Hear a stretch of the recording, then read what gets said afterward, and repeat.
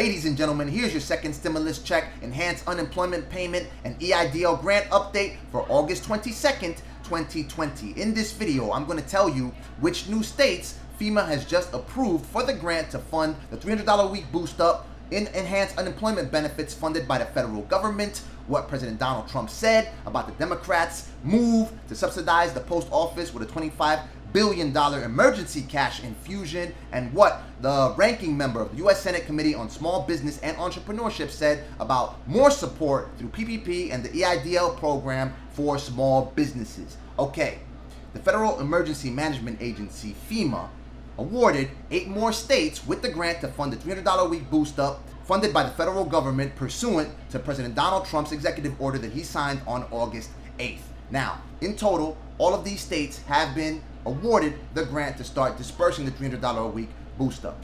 Arizona, Colorado, Iowa, Louisiana, Missouri, I'm watching you. Missouri, the people of Missouri who are correcting me. I'll just start again. Arizona, Colorado, Iowa, Louisiana, Missouri, let me know if it's wrong. Utah, New Mexico, Montana, Idaho, Oklahoma, Maryland, Texas, Kentucky, Michigan, North Carolina, California, Alabama, Indiana, and Massachusetts. FEMA has awarded the grant to these 19 states. The following states are seeking to be funded through this program: Alaska, Arkansas, Connecticut, Maine, New Hampshire, New York, Ohio, Pennsylvania, Rhode Island, Tennessee, Virginia, Washington, and West Virginia. Ladies and gentlemen, two states have stated that they don't know whether they're going to apply for this program. That's Mississippi and Oregon. The District of Columbia is also undecided as to whether they're going to apply to seek funding for this program to disperse a $300 a week boost up and enhance unemployment insurance. South Dakota is the only state to publicly go out and state, it's funny for me to say state to state, that they do not need the funding, that they've recovered most of their jobs, 80% of their jobs, so they don't need the funding. They rejected the funding. Arizona is the only state to report having paid out $75 million to 250,000 people on the jobless rolls in their states, and 3 states have committed to paying out not only the regular state unemployment benefits, but the $100 a week share that states were to contribute as per the original directive on the executive order that President Donald Trump signed on August 8th. As you know, President Donald Trump, he called for a $400 a week boost up. So states would have to contribute 25% of that, which constitutes $100, and then the federal government would fund $300. Then the administration walked that directive back and stated that as long as the state pays out a minimum of $100 a week in unemployment insurance through its regular state benefit program, then all those recipients that received that money would be eligible for the $300 a week boost up funded by the federal government. So these 3 states are Montana, Kentucky, and West Virginia. They'll pay out the regular state benefit plus the $100 a week part that the state has to bear, and the $300 a week boost up and enhanced unemployment insurance funded by the federal government. Again, you have to be making at least $100 a week in regular state unemployment insurance if you are not if you do not live in any of these 3 states to qualify to receive the $300 boost up. You have to be making at least $100 a week in regular state benefits in order to qualify for this program. If you are not, again, in Montana, in Kentucky, and West Virginia. Okay, so you know about the House Democrats' huge mobilization to line up a vote to subsidize the postal system with an emergency cash infusion of $25 billion today on Saturday. They plan to wrap it up by 4 to 5:30 p.m. Speaker Nancy Pelosi, she made a big mess about it. She demanded that House Democrats reconvened on Saturday, only on Saturday, to exclusively vote for this. After 5:30, they're gone. They're not coming back until September 14th. They go back on summer vacation to hit their seesaws, their private jets, their boats, etc. And they're not back until September 14th, which is absolutely bonkers in my mind. President Donald Trump has gone on record to state that he will veto that bill. And he's not calling for it. He doesn't want to support the post office to support mail-in voting. Nonetheless, the mainstream media fails to report that President Donald Trump is for mail-in voting, absentee ballots, because he actually filed his own absentee ballot but not for universal mail-in voting.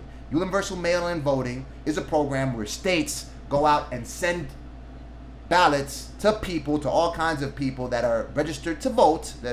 And according to the president and the administration, some of the people that have registered, some of the individuals that have registered to vote, I can't say people because he states that some of the people are dead and some of them could be pets like dogs, birds, etc. So that's his argument. Nonetheless, he's just doing it to dominate the news cycle, in my opinion. I'm tight, and I want you to tell me what you think. Drop this in the comments section below.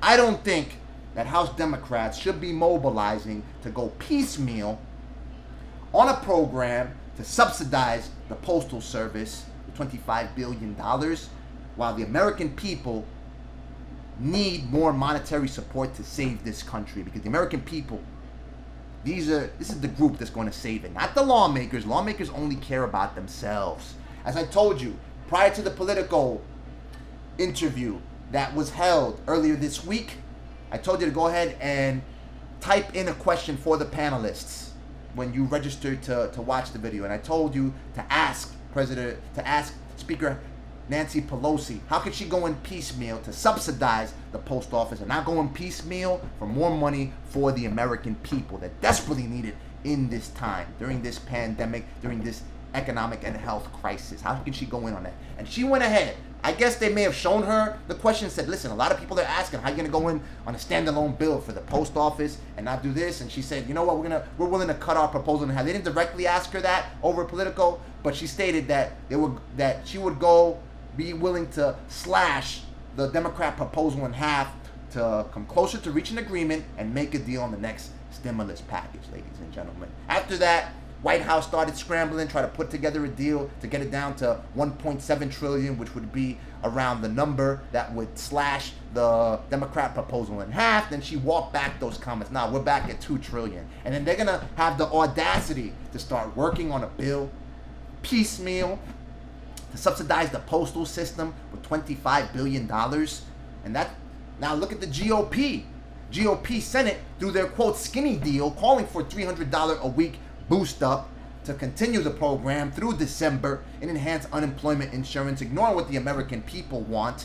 $300 a week in enhanced unemployment system, because you know that according to some of the conditions that need to be met for FEMA to conclude the program, legislation would have to be enacted that would go ahead and replace the program. So they want to go ahead and replace that fund. So you see how the GOP, the administration, they're working together to try to replace that and keep it permanently at least through December. And they're also calling for forgiveness of a loan to the post office of $10 billion. They want to turn that into a grant, ladies and gentlemen. So they both want to work to help the postal system, where the postal system is a huge, an extraordinary institution in the Constitution, and it's been around way before any of us were swimming in our father's scrotums, ladies and gentlemen. So they're going to be all right. They're going to be all right. Understand what I'm saying? What about you? Single and probably two people earning. And some people aren't even earning anything, ladies and gentlemen. My problem with the administration now, you know, President Donald Trump going in hard for the American people. $300 a week boost up through the executive order. $300 a week, ladies and gentlemen. Why he didn't go in on a $600 a week supplement funded by the federal government, ladies and gentlemen. CNBC and Change Research released a study in July finding that a whopping 62% of swing state voters, these are probably the people that have the most weighted vote in the country. These are states where people's votes matter, okay? It's up for grabs by any presidential candidate. They wanted to extend the $600 a week boost up in unemployment benefits. 62%, ladies and gentlemen. In that same study, around 80% were calling for direct payments. And I know that the president pays attention to these studies, because when I first reported that CNBC and Change Research, actually before I reported that, the study, what happened basically, when I first reported that President Donald Trump called for supporting the next round or an additional round of stimulus checks, as per the HEROES Act, he said that out of all the provisions in the HEROES Act, the White House would only likely support another round of stimulus checks. he exclusively released that statement to CNBC. He didn't tell Fox News. He didn't tell CNN about it. He didn't tell NBC. He only told CNBC. I started to dig further, and I found that CNBC, it was either a couple of weeks or a couple of days earlier, released a study finding that a whopping 74% of swing state voters wanted recurring direct payments, akin to what Kamala Harris and Democrat Senator Bernie Sanders is calling for through their proposed legislation earlier this year. Recurring direct payments. They didn't just want another round of direct payments as per the HEROES Act. They wanted recurring direct payments until the end of the pandemic. And 53% of Republican swing state voters were calling for recurring direct payments. The administration saw that, it started to scramble, and it released a statement exclusively to CNBC. It was like at 6:30 p.m. at night. I clearly remember it because I released a video immediately thereafter, and he hadn't confirmed that. The White House hadn't confirmed that anywhere else at that particular time, that he was supporting sending direct payments to Americans. So he knows. He stays on top of these polls, ladies and gentlemen. That's why he's always citing them. That's why he's always criticizing. So if he knows that the American people want the extension to the $600 a week supplement, why didn't he go in hard, ladies and gentlemen? As per Jerome Powell, top economist in the country, Federal Reserve Chairman, he told the Senate, interest rates as low as they are, you might as well go in hard in the next round of stimulus, ladies and gentlemen. And all these improvements in economic indicators have come due to the support for the unemployed and the stimulus checks pursuant to the CARES Act. So he sees this is what's working. Why? Because he doesn't keep it. He talks about, I love the American people, and I'm gonna make the stimulus checks even more than that lawmakers already planned for. If he knows that the American public wants the extension to the supplemental $600 a week payment, his job is to say, you know what? I'm gonna sign this executive order going hard for $600 a week. At the very least, $500 a week, and states contribute that $100 a week to the boost up to make it $600 in total. If that's what the American people want, that's what you do as President of the United States, because this is what's going to happen. You're going to exhaust the disaster relief fund. As you know, he appropriated $44 billion from the disaster relief fund managed by FEMA, the Federal Emergency Management Agency, for this fund. He's going to get through that fund a lot quicker at $600 a week. The program costs $18 billion. So he's going to get through it quicker, and what's going to happen? Congress is then going to have to get off their seats, run back to Washington, and replenish the fund to ensure that FEMA has the ability to handle all the disasters that are coming this fall, ladies and gentlemen. We're already in natural disaster season. Fires in California, tropical storms and hurricanes developing out in the Caribbean. So you think that once the American people encounter another natural disaster on top of this pandemic and everything else that's happened, Congress is not going to do something in order to pass, especially during this election season? The election season's coming. And way before that, you see all of these natural disasters going down, ladies and gentlemen. They're going to do something. That's your job as president.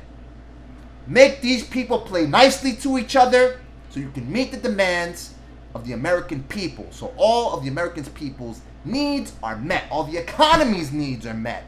Because as a result of letting the supplement of the $600 a week boost up in enhanced unemployment insurance, you see the hike in initial jobless claims. Initial jobless claims went up to 1,106,000 initial jobless claims this week, up 135,000 from the week before. 971,000 recorded by the Labor Department that they had to revise by 8,000. They originally reported 963,000 initial jobless claims last week. They revised it up to 971,000 jobless claims, and the numbers still went up by 135,000 to 1.106 million initial jobless claims. Why does that happen, ladies and gentlemen? People have less money to spend, less revenue for small businesses, and these businesses have to go out and lay people off. That's what happens. That's why all of this works together. And they have to do something in order to support the unemployed, in order to support small businesses, and support the American people as a whole. They are driving this country to the ground. All of them. The administration, the Democrat lawmakers in the House of Representatives, and the GOP Senate leadership. All of them. They're driving it to the ground, ladies and gentlemen. Understand that. Post office is going to be all right. The Board of Governors, appointed all by President Donald Trump, they called for $75 billion in emergency monetary support. $25 billion for an emergency cash infusion, $25 billion to modernize their operations so they can be more efficient, and $25 billion in loans, ladies and gentlemen. They're going to get that to them. They're going to get that to them, but don't dominate the news cycle and not move on more support for the American people. Okay, now, the U.S. Senate Committee on Small Business and Entrepreneurship ranking member, Democrat from Maryland, Senator Benjamin Cardin, he was on a Facebook Live yesterday with Johns Hopkins University, and he stated that the committee is working on replenishing funds for a second round of paycheck protection loans and the economic injury disaster loan program. This is what I don't like about what he talked about. I'm going to tell you something else. It's going to be, I don't even want to say it. Anyway, he stated that during the first round of funding and the subsequent round of funding for the Paycheck Protection Program loans and the economic injury disaster loans and the advances, the objective was to get money out to people, out to the owners of small businesses as quickly as possible, which is just crazy because many of you applied for the economic injury disaster loan, you've been waiting 40 days, 80 days, 90 days. People have told me that they're calling the SBA. People like, stop calling me, we're out of money, we got no money, stop, it's over, no more money. You know that the economic injury disaster loan is a permanent program, but the second round of funding for both programs, Paycheck Protection Program and Economic Injury Disaster Loan, they won't be as quick. They won't be as quick as the first round pursuant to the CARES Act. This time it's going to be a lot more targeted. So the committee is working on ensuring that you have to produce more proof that you are actually suffering economically due to this pandemic, ladies and gentlemen. So you're going to have to show revenue losses of 20 to 30 to 50% as per all of these forms of legislation and and proposals that they have floating around in Congress. You gotta do more work in order to get the money that they have to return to you so you can support your business to save this economy. Is that bonkers? And this time it's not gonna be quick. As you know, the Economic Injury Disaster Loan Advance Program was meant to get money out, to get cash out, checks to small businesses quickly, as promptly as possible. That didn't happen. It was supposed to be done within 3 days' time as per the CARES Act, but judges, the Nevada District Court found that was not the case. So they wrote the thing in order to give the Small Business Administration all that leeway so they could disperse the money as they saw fit. $1,000 per employee. They could have given you a pepperoni slice per employee for all they cared, ladies and gentlemen, because of the way Senator Benjamin Cardin and Senator Marco Rubio drafted this legislation, man. How they engineered this entire program. That's what I say. They're all... Oh, my God, man. It gets me so tight. That said, if they have no intention of replenishing the fund for the Economic Injury Disaster Loan Advance Program, he stated that he solely is working on a bill to replenish funds for Economic Injury Disaster Loan. No word, and that's point 4227. The bill that calls for mandating that the Small Business Administration disperses the full $10,000 Economic Injury Disaster Loan advance to all legitimate small business applicants. No word on that. So I want you to go ahead and light them up. Let them know. You're not going to vote for them. You're not going to vote for them this year if they don't go ahead and put this through. Anyone who's up for election, let them know. What they do sometimes, though, is they let people that are not up for election be the fall people. They're like, you go ahead and say that you're against stimulus checks. Well, they'll tell the people that are not up for re-election or that they're in states that do not support a particular form of legislation, they'll tell them to be the bad people. You be the bad cop today. You be against stimulus. You be against the $600 a week supplement. You say that it's a disincentive to go to work. When National Economic Council Director Larry Kudlow went on CNBC, and he stated that they based their contention that the $600 a week supplement disincentivized people from getting back to work based on anecdotal evidence, because a couple of small business owners called them and told them that they can't get people back to work because they're making more money on unemployment insurance, which opens up a whole nother can of worms, ladies and gentlemen, which, as I told you, people should be making that. It's sad if people are making more money on unemployment insurance, the $600 a week boost than they do at work. So people are not getting paid enough, period. Minimum wage should be at least 15 bones an hour, ladies and gentlemen. Why? As I told you, when my grand aunt, among the first people to migrate in my family from Colombia here in the United States, used to pay $1 for a week of groceries in the 60s and the 70s. My father told me they used to pay $10 for a week of groceries. Many of you have substantiated what I've said in the comments section below. $10.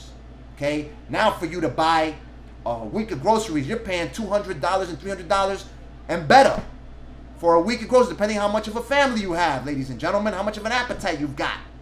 That's 20x, 30x of what it used to cost in the 70s.